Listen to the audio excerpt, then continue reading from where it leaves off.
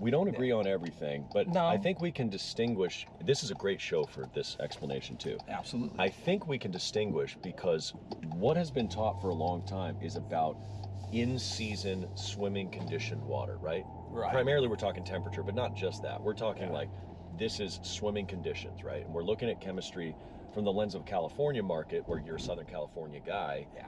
You didn't have an off season. Nope. I've never lived in an area that didn't have an off season. Yeah. My perspective on water is, well, it's a year-round issue, but you have completely different water in the winter. Right. Or I should say different needs for the water in the winter than you do in the summer. Yeah. I think that's probably the crux of the difference in what Arenda has been teaching for a while and what a lot of conventional teaching has done. So I want your thoughts on that, especially as it relates to being here, because this is not Southern California. No, This and again, you made a good point, and it's something that I realize all my years in the pool industry, and it's been over 45 years, but the majority and crux of my experience has been in California, where the pools are open all the time. Yep. So it's operational. What I've really learned and become a really good expert in is operational pool chemistry. That's a good word for it. I'm not so much an expert in off-season chemistry. Winterite, what do you do when a pool's frozen? All that kind of thing. Yeah. And that's where you guys excel, I think, because with the whole LSI thing that you brought in, what you teach in the Arenda Academy and everything, is much more covering that, all the aspects of if the pool's frozen, or it's non-operational, or it's a spring startup, or whatever it is. Well, yeah, think about it. To the people here, 7 or 8 months out of the year, that pool is closed. Yeah. That's a majority of the year that you have to be thinking about these physics that don't go away just because you close it. And you start realizing it's not so much about, is it a fiberglass, vinyl liner, or plaster pool? It's really more to these people, what kind of cover do you have? Right. Is it mesh? Do you even have a cover? Or is it a solid cover or auto cover? You know, both are solid. Yeah. Those fundamentally change the physics. And Absolutely. it's great feedback we get from these customers up here. Just up in Seattle, I'll tell you, a lot of the covers are mesh covers. They don't have solid covers.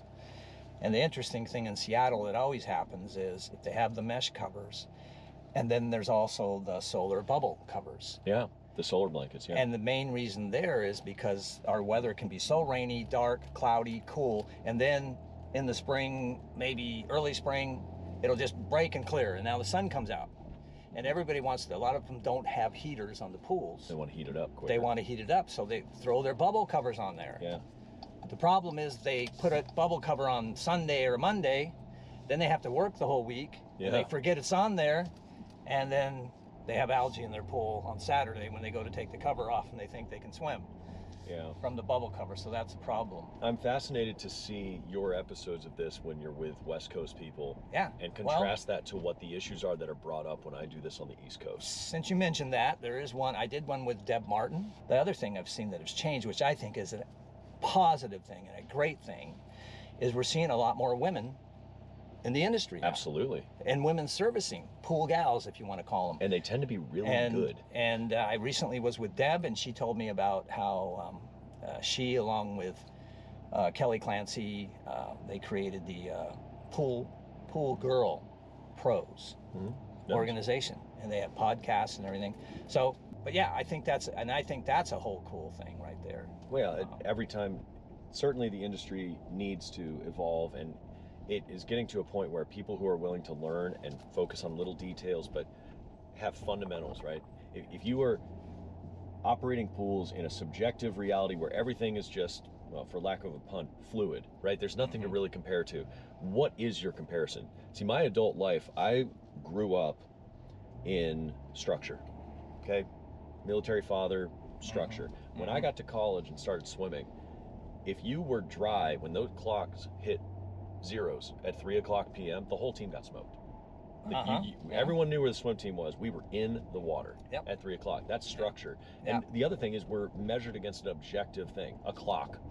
The walls are always exactly 75 feet across for a short course pool, or 50 meters across. Everything is something that you can compare to. A lot of what we learn in the real world, though, is subjective. And what we strive to do and what we teach, and what you've been teaching for a long time, is water is not subjective. Water itself, those physics are not up for discussion. You need to obey them, and then everything you do to them has to be in reference to those realities. And if you do that, you're going to be successful. If you're not doing that, you're going to spend a lot of money fighting battles that you can't win, and you're going to lose the war. And it's not profitable, because a pool can be a profit center or it can be a liability for people. Yeah. Especially up here. Yeah, totally. I mean, you know, I've tried to, one of the things I've always tried to incorporate or instill in my kids is to tell them, you know, because everybody wants life to be easy. No. They want everything to be easy. Yeah. And of course, we're in a society where they try and just say everything's easy and this and that. And I've always tried to say, you know what, life is difficult. It's going to be difficult. Yeah. And when I teach basic water chemistry, I basically start with that. I say water is a challenge, and this is a difficult business. It requires, you've got to know things. Yeah, you do. And you've got to work, like I think you pointed out, you got to understand electricity, plumbing, water chemistry, and the makeup of water itself. Yeah. And those are things you have to have a good handle on, as well as handle your customers and deal with customers, because psychologists, in a sense, you know? Yeah, I think we can, hopefully, I mean, most of what I say is take with a grain of salt, because I don't have nearly the experience that the people that I'm sitting with have in terms of pool care. Right. I'm coming from a perspective of water can't speak English, it can't speak Spanish, it doesn't communicate in language, but it does communicate to us. It is screaming certain things, and that can be our objective foundation that we build a strategy around, and I hope that that's what we're able to accomplish. And for those of you watching Truck Time, the whole idea behind this, it wasn't my idea, it was Terry's idea, is to give some recognition to the people out in the field. Of course, we can't do this with everybody. There's thousands and thousands of pool pros that we talk to, but we want to give sort of a sampling of the country, of what people are going through, so that maybe, so that maybe you, the listeners, can relate to somebody that's on this show and say, wow, I've got that same issue, or I'm from a similar area. Hopefully we were able to sort of scale out the things that we've seen, because nobody calls us with their good pools. They only call us with their problems. Great. And if we can relay some of those helpful answers, then we want to do it. That's what it's all about. Hey, we've had an awesome time talking pools in the truck, and we hope to see you next time. We hope you got something out of it, and if you want to be featured on the show, or you have questions that you would like to be answered on the show, just let us know.